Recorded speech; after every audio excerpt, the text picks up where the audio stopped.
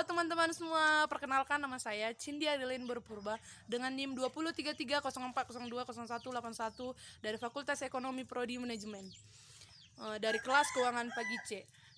Saya akan mewawancarai salah satu budayawan yang ada di tempat lingkungan saya, yaitu Bapak Tamsir Padang.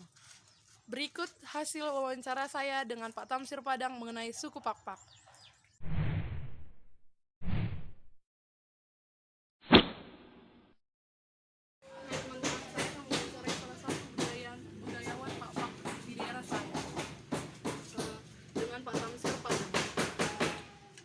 Jadi selamat siang Pak.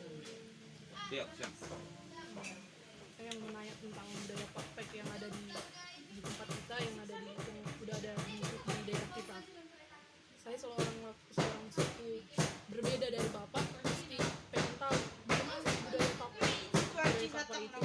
Yang pertama, gimana sih Pak sejarah budaya Pakpak bisa terjadi atau terbentuk? Ya. Terima kasih.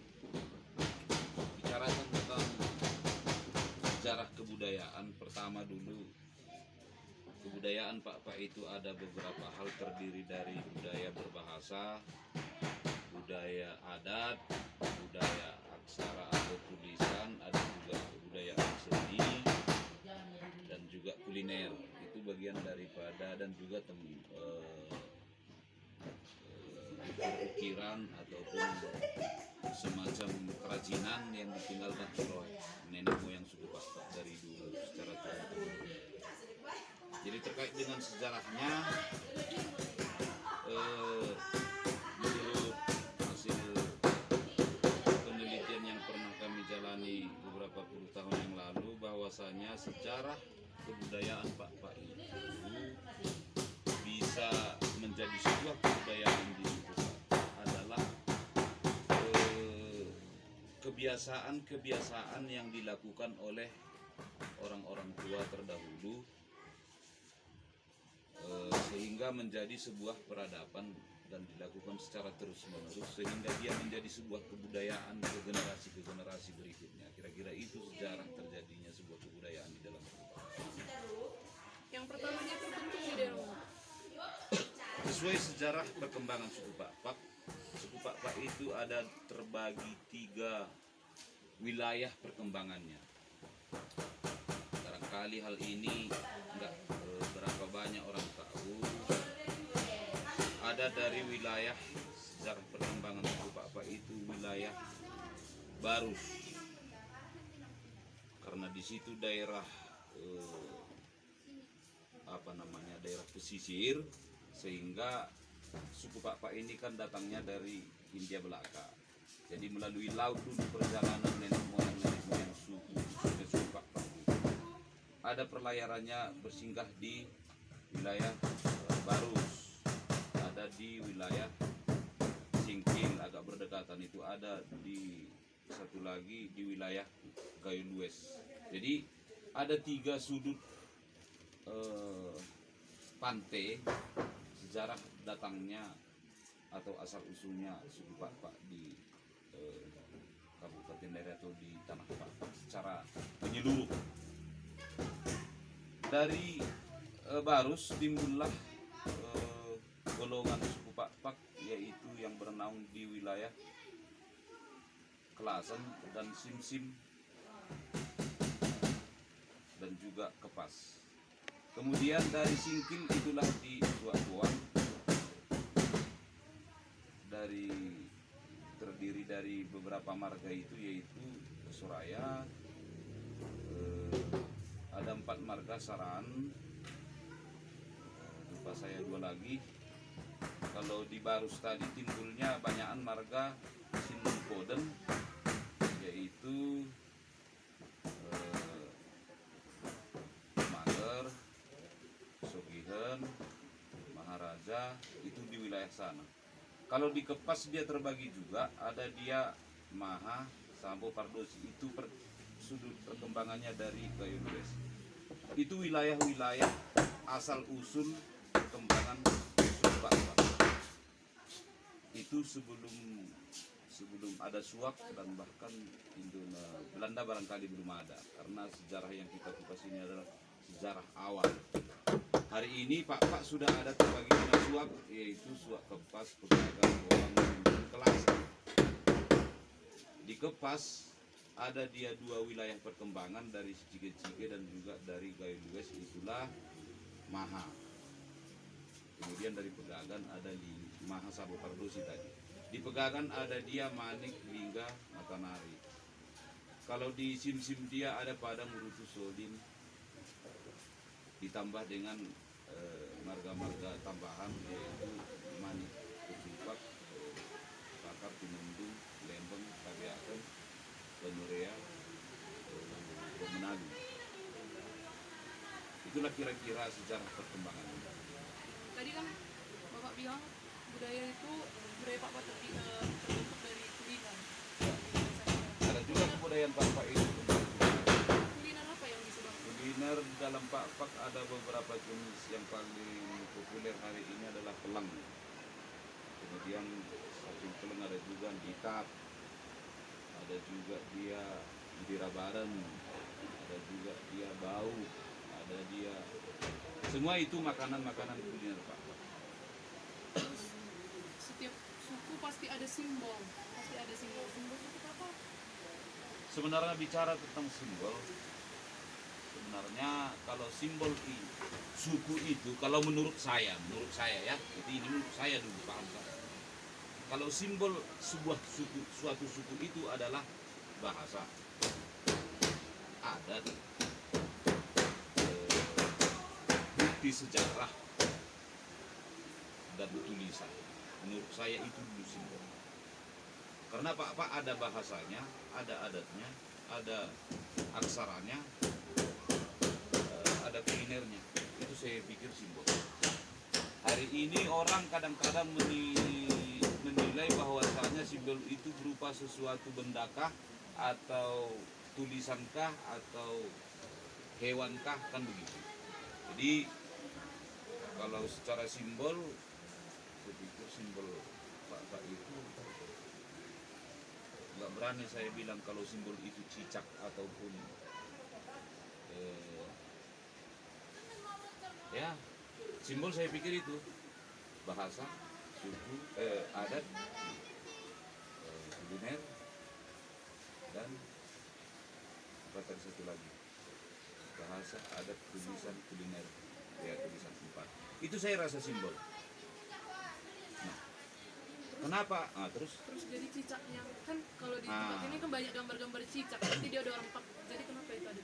Nah, timbul pertanyaan, kenapa orang setiap kadang ada di rumah dibikin cicak, ada di baju juga. Cicak itu adalah sebuah lambang beras pati sapo. Jadi itu lambang rumah adat. Jadi cicak itu lambang beras pati atau tendi atau ruh daripada rumah itu. Makanya jangankan rumah yang kita bangun, rumah-rumah yang di gubuk ladang pun ada juga cicak kadang-kadang, nggak tahu dia dari mana datangnya. Ada juga kelang. Kelang itu apa bahasa Indonesianya? Apa itu yang ditanam itu? Bukan, yang apa juga dia. Kalau dipegang katanya itu gampang kita. Jumanguna kurang. Apa itu? Nah, kelang. Nah, jadi kelang itu beras pati tanah. Jadi nggak serta merta bahwasanya cicak itu menjadi lambang itu. Kalau menurut saya nggak serta merta. Bagi orang yang paham tentang sebuah lambang dalam suku Pak, nggak berani dia mengatakan. Bisa juga nanti lambang itu saya bikin misalnya di baju saya nanti, katakanlah lambang bunga, berbunga pancur. Itulah bagian dari ukir-ukiran atau tulis-tulisan Pak. Bisa jadi. Jadi kalau saya secara pribadi nggak berani saya bilang cicak itu lambang Pak. Cicak itu Pak itu lambangnya ada kata, ada budayanya, ada bahasanya, ada adatnya, ada tulisan, ada rumah adatnya. Itu aja. Jadi tulisan Pak itu biasa disebut apa? Tulisan Pak itu biasa disebut aksara atau aksara. Baru lembaran-lembaran tulisan itu disebut pati-pati. Ya. Jadi kan setiap adat juga pasti ada pakaian. Nama pakaiannya ada apa? pakaian pak itu ada, dia terbagi 3 jenis. Ada pakaian bertumbung, ada pakaian bersangap, ada pakaian biasa. Pakaian biasa untuk rakyat jelata, pakaian bertumbung bagi rakyat yang agak yang rapi, tapi pakaian mahangga itu bagi pakaian raja. Jadi di dalam pakaian biasa itu ya pakaian sehari-hari. Kalau pakaian bertumbung itu pakaian apa namanya, pakaian terhormat. Tapi kalau pakaian mahangga itu adalah pakaian yang khusus, memang secara khusus dia dipakaikan. Jadi di dalam pakaian pak itu ada tangkuluk bagi laki-laki, saung bagi perempuan, ada perot, ada lepa-lepa bagi perempuan, ada oles kadang, lot golok. Kalau laki-laki ada rabi munduk malah perempuan, nah, gitu dia. Dan seterusnya.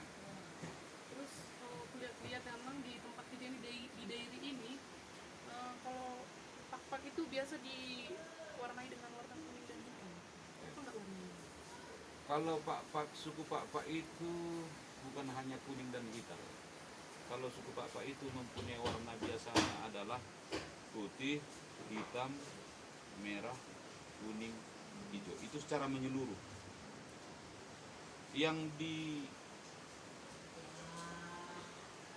dipakai oleh sesuai perkembangan zaman dan wilayah.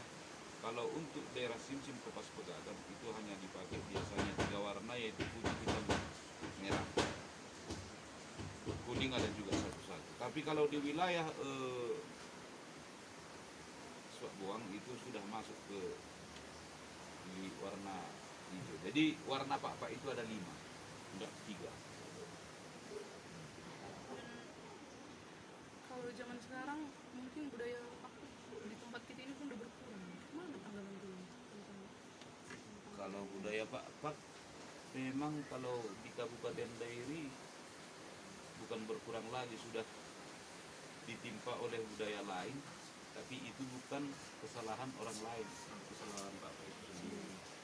Kenapa saya bilang begitu? Kenapa tidak dicintai budayanya? Kenapa tidak digali? Kenapa tidak dilestarikan? Jadi kunci sebuah kemajuan sebuah budaya adalah tergantung kepada suku individu masing-masing. Itu kalau menurut saya. kalau hanya orang Toba ada adat-adat yang namanya, pokoknya banyak lah nama-namanya. Kalau di tempat suku Pakpuk ada nggak? Misalnya kalau pesta dia namanya lagi begini gitu, malam sebelum pesta ada acara adat adat Ya. begini. Jadi di dalam katakanlah pesta, bahasa kerennya, di dalam pesta di suku Pak, pesta itu disebut kerja. Jadi kerja di suku Pak ada 2 macam, ada kerja baik, ada kerja jahat. Yang mana yang disebut dengan kerja baik? Banyak. Kerja baik termasuk mulai pesta mendeger uruk, ada pesta mengadati mengawinkan, ada pesta syukuran, ada pesta merayakan kemenangan. Jadi kerja baik itulah tahapannya. Baru yang disebut dengan kerja jahat adalah pesta atau mengkurak tulan-tulan, atau disebut dengan, kalau hari ini kita bilang kenduri, ataupun kerja jahat itu orang meninggal. Itu yang disebut dengan kerja jahat. Bukan pestanya yang jahat, tapi akibat kesedihan makanya dibuat pesta. Kira-kira itu maknanya. Tulang kan daerah Pak asli, terus berdiri di daerah kita kenal daerah Pak. Bagaimana sih tulang mendirikan Pak ini, melestarikan Pak ini di tempat kita? Kalau saya secara pribadi,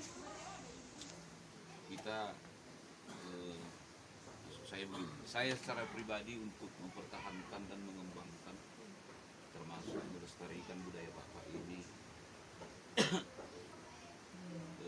Pertama, saya membuka sebuah sangkar seni dan budaya.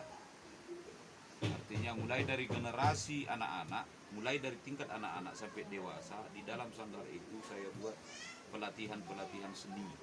Yang bakatnya ke seni saya kembangkan ke seni musik, yang bakatnya ke okir-okiran atau lukisan saya kembangkan di lukisan, yang bakatnya di tarian saya kembangkan di tarian, yang bakatnya ke budaya atau peradatan saya kembangkan di budaya dan peradatan.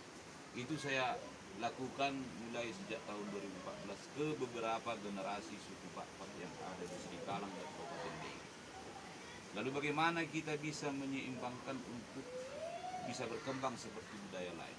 Langkah-langkah yang saya tempuh adalah, kebetulan saya punya grup musik Pak Indonesia, dan saya memiliki banyak rekan bisnis dan rekan kerja dari suku lain. Jadi dari rekan-rekan tersebut saya kasih pandangan dan saya beri masukan untuk bagaimana kita secara bersama-sama mengembangkan suku Pak ini. Karena tidak bisa dipungkiri bahwasanya suku Toba pun bisa diperkembang di Deiri karena berkat partisipasi dan keikutsertaan orang Pak yang bisa mengembangkan. Contoh, saya hari ini sudah pintar dan pandai berbahasa Toba.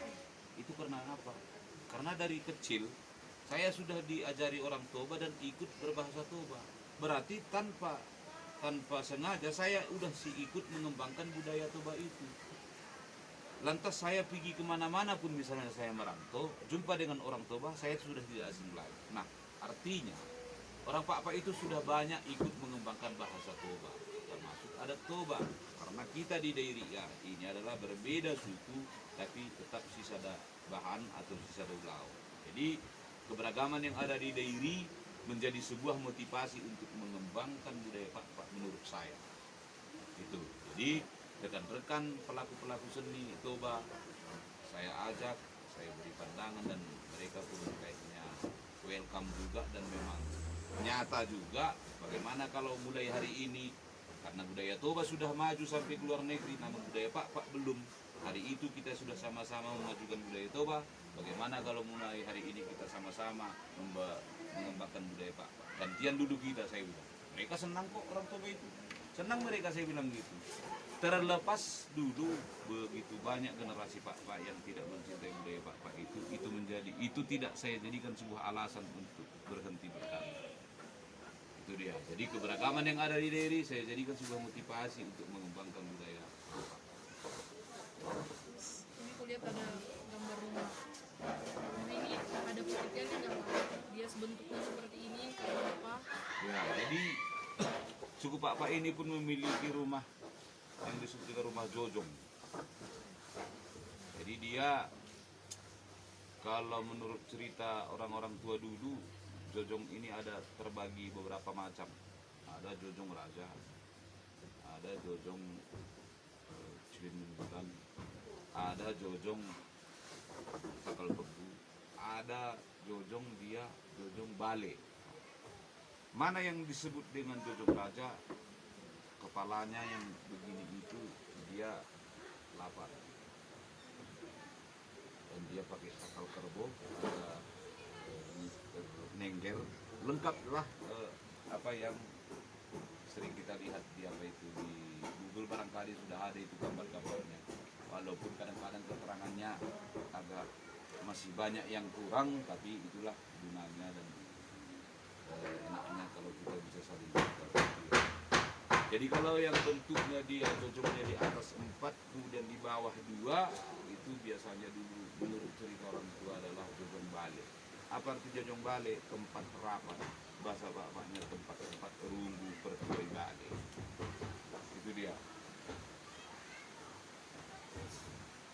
Mungkin belum ada kasih saran mungkin atau masukan buat pemuda-pemuda Pak atau bahkan orang Deiri tersendiri, kalau bisa sampaikan. Oke. Terima kasih kepada adik saya Cindy. Adik saya Cindy ini adalah orang Kota Gambir, kebetulan satu kampung dengan saya. Motivasi dan semangat bagi saya adalah pertama itu tadi, bahwasanya keberagaman yang ada di Deiri menjadi sebuah motivasi kuat untuk mengembangkan budaya Pak. Saya ingin mengajak generasi muda, khususnya Pak secara khusus, dan seluruh suku secara umum di Kabupaten Deiri, baik Toba, Karo, Simalungun, Jawa, Nias, Aceh dan sebagainya. Mari kita sama-sama mengembangkan dan mencintai budaya kita masing-masing. Tapi sesuai dengan pepatah di mana langit dijunjung di situ tanah dipijak, di Kabupaten Dairi, mari saling menghormati dan saling mengembangkan budaya masing-masing, dan mari bantu kami para budayawan suku Pak untuk mengembangkan budaya Pak. Dengan segala kerendahan hati saya ingin mengajak kita semuanya, ya sate juang-juang. Oke, terima kasih buat teman-teman sekalian. Berikut itulah hasil wawancara saya dengan Pak Tamsir Padang, salah satu budayawan di tempat saya, di lingkungan saya. Jadi saya mengucapkan terima kasih. Juang-juang. Juang-juang.